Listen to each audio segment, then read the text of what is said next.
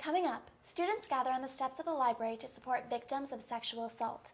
A Furman student gets the chance of a lifetime to participate in one of TV's favorite game shows. Also, a change in this semester's exam schedule had mixed reviews from professors and students. And some senior thoughts from the class of 2018. Those and other stories coming up next on the Nightly News. 3, 2. The following program is produced by students in the Department of Communication Studies at Furman University.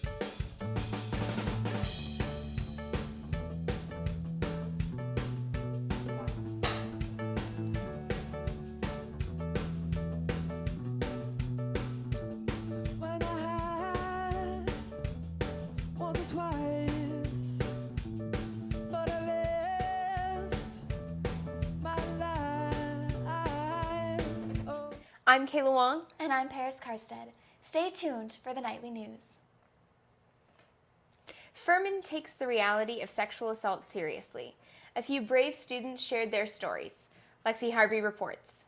Last week, Furman students, faculty, and staff filled the steps of the library to raise awareness and support victims of sexual abuse in an event led by the SHARP committee called Take Back the Night. So SHARP stands for Sexual Harassment and Rape Prevention. It's a student-led committee, and there's a larger faculty-led committee as well. The student committee is in charge of programming and prevention efforts on campus. And Take Back the Night is a national campaign that provides a safe space for survivors and allies to tell stories of healing and solidarity, and that's the space that we'll be creating here tonight. We will listen to the stories of survivors and advocates before walking the loop on this campus to reclaim the space. As students bravely told their stories, the audience advocated on behalf of victims around the world. It happens to people you know that you don't even know about it, and in your community to a much higher degree than people realize, and it's important to have events like this to shed light on how often this happens and that something's got to change.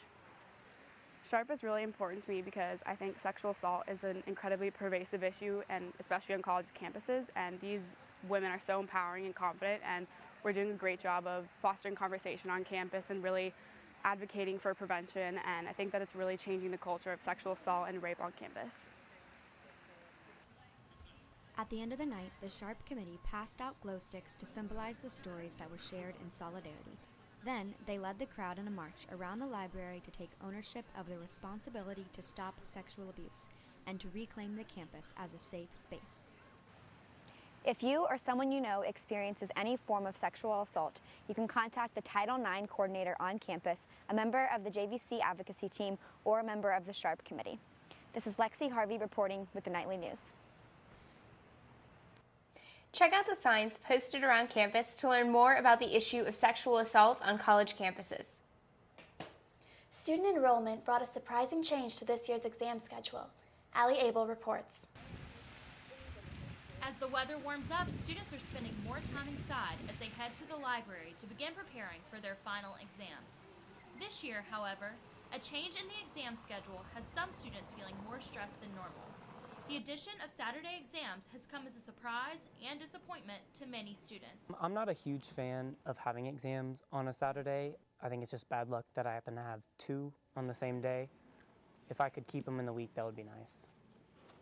I think that people are upset about them, and I've heard a lot of people complaining about them already, and our exams aren't for 2 more weeks. So I don't like them. I don't think it's fair to the students that you're taking away time that they could use to study. It's not the first time Furman has had exams on Saturdays. In fact, this was the norm during the former trimester schedule. The Enrollment Service Office decided to change the calendar this year to comply with complaints from the faculty.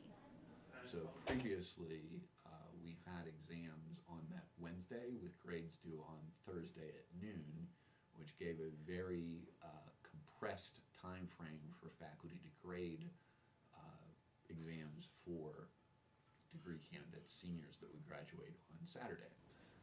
We haven't moved the Thursday at noon deadline, but we did move the exams that were scheduled on Wednesday. Mostly we had received little to no feedback about these changes, and the little bit of feedback comes as surprise, which is, oh, we have Saturday exams now? Why do we have Saturday exams?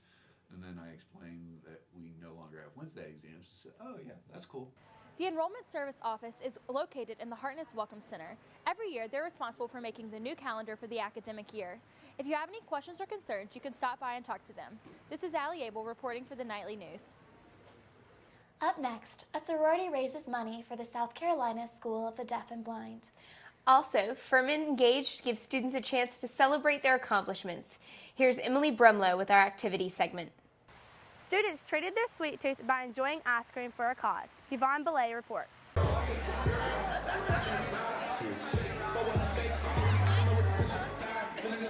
Delta Gamma hosted its annual Scoops for Sight philanthropy event this past weekend. Many students stopped by to eat a bowl of their favorite ice cream and toppings, enjoy live music, and other various activities in the Trone Courtyard. Scoops for Sight is Delta Gamma's annual fundraiser, and this year we've raised over $1,500, which is awesome, and it's always such a great time. Proceeds from the event go to the South Carolina School for the Deaf and Blind and Service for Sight, two charities Zeta Upsilon chapter of Delta Gamma stands strongly behind.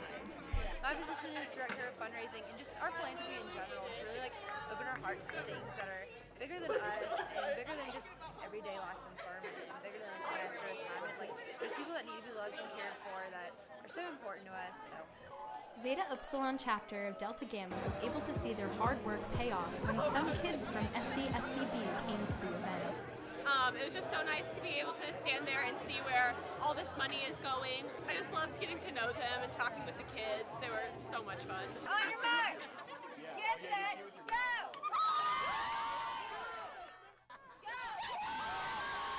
The night came to a close with a men and women's ice cream eating contest, the winners receiving a $25 Panera gift card and, of course, bragging rights. This year's Scoops for Sight was a success. They raised about $1,500 for the South Carolina School for the Deaf and Blind. I'm Yvonne Boulay reporting for the Nightly News. Stay updated with Panhellenic Council synced in for future philanthropy events. Furman University offers engaged learning experience for students. Mary Kate Fry reports. In the annual campus-wide Furman Engaged event, students share their research, projects, and experiences with the Furman and Greenville communities.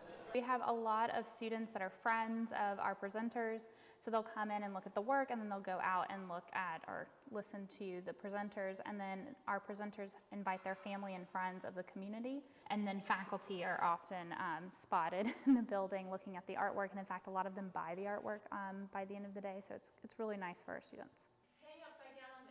All Furman Engaged presentations involve interactive academic learning experiences, including internships, study away programs, art exhibitions, and multimedia projects that show the depth and range of Furman's liberal arts education. I think it opens their eyes up to a lot of different opportunities that are on campus, so especially for the younger students, they're able to see, oh, I could do that in 2 years. I think it brings the students in a little bit more so that we can actually tell everybody what we've been doing. Well, I think it's very unique to Furman, which I think is so cool. I mean, it's part of the whole Furman advantage, so it kind of integrates us all into this one community instead of keeping faculty and students separate. Presentations are spread all throughout campus, covering all majors and disciplines, from stunning artwork to innovative research and cultural immersion. Reporting for the Nightly News, I'm Mary Kate Fry. Furman Engage happens each spring. Back to you, Paris and Kayla. A Furman professor will help lead a local city government. Patrick Fretwell reports. On March 20th, Furman University Health Science professor Shanice Chris was elected to the Travelers Rest City Council in a special election, replacing Brandy Amidon, who was recently elected mayor. I love the fact that this is local government, so I'm really focused on the Swamp Rabbit Trail. Also thinking about what's happening in Greenville County, because in Greenville County a lot of issues happen, and then by the time it gets to Travelers Rest, it's too late. So that's really one thing that I'm focusing on, is making sure I'm paying attention what's in Greenville County, and that my constituents know what's happening so we can say something before we don't have a say in it anymore. As a native of the upstate, Chris's interests in Travelers Rest have always been evident. She plans to voice her opinions on keeping the small town feel of the town while still improving economic prosperity. A lot of people who are from Travelers Rest, who have lived there for generations, They want to make sure that it maintains a small town character. But we also want to make sure we have that economic growth. So I think we're at the precipice of figuring out where we're going from here. It's grown beautifully at this point, but the next phase is what we're going to have to really watch. Chris participated in the Peace Corps and is planning to use those experiences, as well as her time in the classroom, to keep an open-minded approach when leading a city government. When I was on the campaign trail, I would go to storytelling night. I would go to historical society meetings. I would knock door to door just to hear what people's concerns were. Not to say, people do want to know what you stand for, but I also said part of it for me, I call it community connection, making sure that I can hear what's important to people. Dr. Shanice Chris is being sworn in right here at City Hall this Thursday at 6 p.m. and hopes to help maintain the small town infrastructure of Travelers Rest in her service. Reporting for the Nightly News, I'm Patrick Fretwell. The Furman rugby season is coming to an end. See how the team is doing on the road to the conference championship. Furman for 400, please. See how a Furman student showcased her trivia skills in the 2018 College Championship Jeopardy! Game show. Here is Crystal Brockington with our sports segment. Thanks, Kayla and Paris. Furman Rugby has a chance to make the national championship if they win their next game in the Southern Rugby Conference this weekend. Austin Willis reports. This fall, Furman Rugby's 15s team made it to the national playoffs, but fell short in the cold of Chicago. Now the team has transitioned to this faster-paced sevens rugby, and the smaller squad is in the heat of their season. Dealing with multiple injuries, the team has seen younger players step into larger roles as they compete for another national championship. Season's been going really well. We've been placed in second in all of our tournaments that we've been to so far. Unfortunately, not getting the first place, but securing that second spot every time to our rivals UNCC. But we've come second in the conference so far. We're only 2 points behind the leader. So really good season so far. Really happy with how we've done.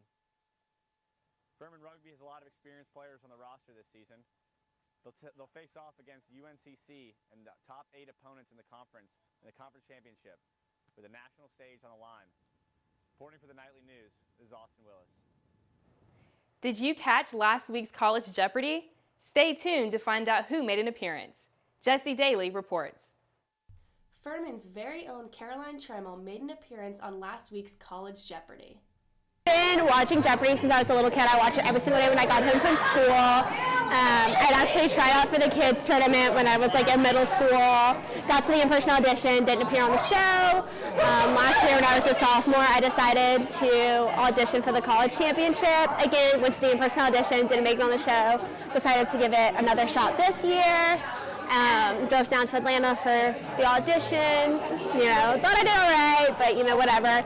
You never really know what they're looking for. And then on the last day of classes, I got the phone call that I'd been selected. Caroline's friends hosted a viewing party in Trone with excitement for her big debut on her dream show. I was in my room in our apartment in North Village, and I heard screaming coming from the living room, and I was like, oh my God, what is that? Why is someone waking me up right now? It turns out Caroline had gotten the call that she was going to be on Jeopardy! Although Caroline says she was feeling very nervous throughout this process, she made so many amazing new friendships with other contestants along the way. And then once you're actually on stage, it's so much fun. Alex Trebek's there and he's calling your name and you get so excited because you're actually buzzing in on time and you're buzzing in first, which is nothing like what it is when you're playing on the couch and thinking you're buzzing in first. And so yeah, it's just a lot of fun. It's a fun game. You just want to keep playing because the games really go by so quickly.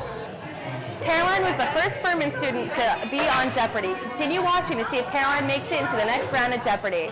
This is Jesse Daly reporting for the Nightly News. Keep up to date on College Jeopardy! To see if Caroline gets chosen to return to another round. Back to you. The 2017-2018 school year is quickly coming to a close, and we're getting ready to say goodbye to the class of 2018. Bailey Verreau reports. With Furman graduation right around the corner, Furman seniors give us their thoughts and feelings about the upcoming event. I don't think I realized how much of a community Furman is, and just whether that's people from the surrounding areas coming in, walking around the lake and seeing that, but also just the relationships you have with your professors and your fellow students is just so unique. It was a lot better than I expected it to be. I didn't realize the type of the types of all different types of people I meet, and the relationships I would form are so strong, and I'm so grateful for my time at Furman. I would say it's definitely better than what I expected in a good way, and while the school and academics are so important, Furman just has this really strong community that I really appreciate. I just didn't know it would be as strong as I thought it would be. I'm not going to grad school or anything. I'm going straight into a job. I'm a little nervous about what life's going to look like in terms of not having the structure of class every day. I mean, I'll be going to my job every day, but it'll just be different, coming back home after work and not having work to do. I just figured out where I'm moving a few weeks ago, so I've just started the job process, so I feel a little behind. So I'm a little nervous to find a job, but it takes time. Don't worry so much about what people think about you, and I know it's hard when you're, or probably every freshman feels this, coming in and wanting to be this type of person. But I think just reminding yourself just to be who you are and be confident in yourself and don't worry about what other people think. Furman is a special place. I think I've touched on this a lot because of its people. The professors and the students here, I think, are really what make this university super unique and such a special place that I don't think you could find anywhere else. Wishing everyone in the class of 2018 the best of luck in their future endeavors. Furman will always be here for you. This is Bailey Verreau reporting for the Nightly News.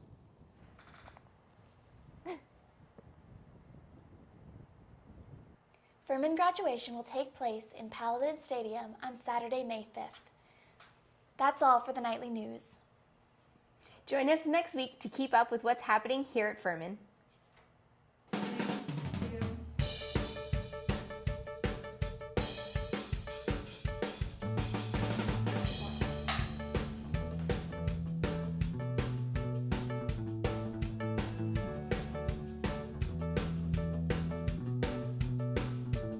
When I had once or twice